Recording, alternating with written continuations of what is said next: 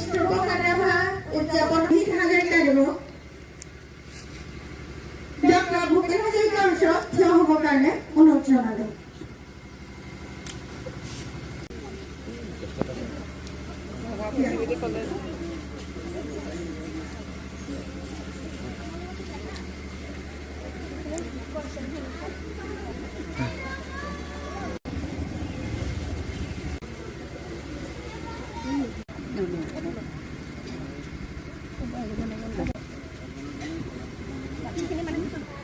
জ্বলাই দিয়ক দিব নালাগে জ্বলাই দিয়া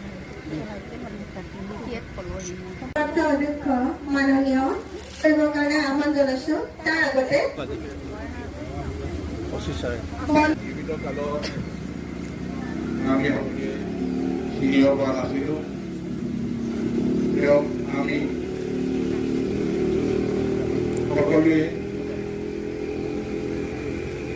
এজন চিপিএমৰ দলৰ মানুহ বুলি ভাবিছিলোঁ। তেখেতে কংগ্ৰেছ হিচাপে যেনেকৈ মানুহৰ মাজত বিপ্লৱ জগাই তুলিছিলে ভাৱ।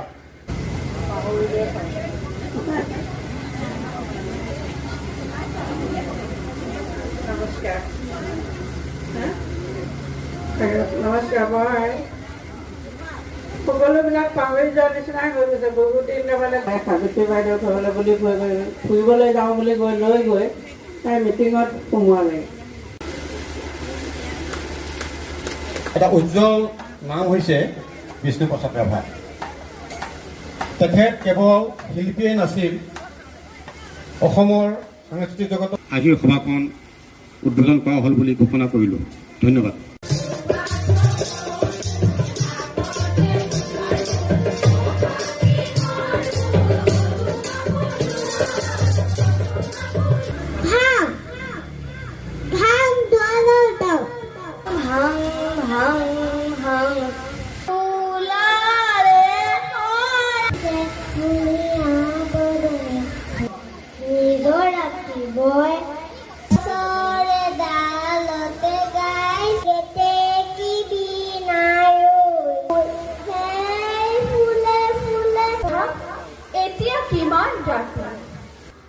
নিজান ফেলো তুমি হারে আসা, হারে আছে ক্রূর ইতার দেওয়াল।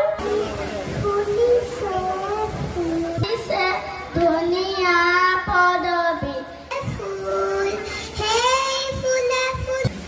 নাইয়া দেশ পল্লবিত কুসুমিত সার বিষ্ণু রামা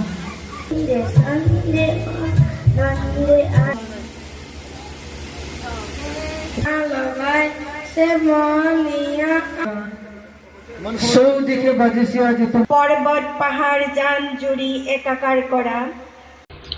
আজি হাওৰাঘাট লেখিকা সমাৰোহ সমিতিৰ উদ্যোগত হাওৰাঘাট শিল্পী সমাজ আৰু হাওৰাঘাট সংগীত মহাবিদ্যালয়ৰ সহযোগত আমাৰ হাওৰাঘাটৰ যমুনা পাৰত হাওৰাঘাট গাঁৱত আমি কলাগুৰু বিষ্ণুপ্ৰসাদ ৰাভাৰ 58 সংখ্যক দিৱসটি আজি উদযাপন কৰোঁ। আজি এই দিনটোত উলহ মালহেৰে অনুষ্ঠানটি পালন কৰা হয়। ৰাতিপুৱা ইয়াত আজি আমি ৰাতিপুৱাৰ পৰা ইয়াত চাফাৰী অভিযান আৰু মহিলাসকলৰ সহযোগত গোটেইখিনি আমি অনুষ্ঠানৰ আৰম্ভণি কৰোঁ আৰু আবেলি 2:30 বজাৰ পৰা এই অনুষ্ঠান আমাৰ আৰম্ভ হয়। প্ৰথম অনুষ্ঠান আছিলে আমাৰ বন্তি প্ৰজ্বলন অনুষ্ঠান। এই বন্তি প্ৰজ্বলন অনুষ্ঠানত আমাৰ বন্তি প্ৰজ্বলন কৰে আমাৰ আয়োজক সমিতিৰ সভাপতি মাননীয় প্ৰতাপ সন্দিকৈদেৱে আৰু ইয়াৰ লগতে ইয়াত সংগীত মহাবিদ্যালয়ৰ সভাপতি আৰু সংগীত মহাবিদ্যালয়ৰ মুখ্য পৰিচালক মোহিত হাজৰিকা, হাওৰাঘাট শিল্পী সমাজৰ সভাপতি মাননীয় প্ৰদীপ কুমাৰ বৰাদেৱ, তাৰপিছত আমাৰ লেখিকা সমাৰোহ সমিতিৰ পুৰণি সদস্যসকল আৰু হাওৰাঘাট আৰক্ষী চকীৰ ভাৰপ্ৰাপ্ত অধীক্ষক মহোদয় চানথুন শ্যামদেৱে আজি বন্তি প্ৰজ্বলন কৰে। তাৰ লগতে আমাৰ হাওৰাঘাট শাখা সাহিত্য সভাৰ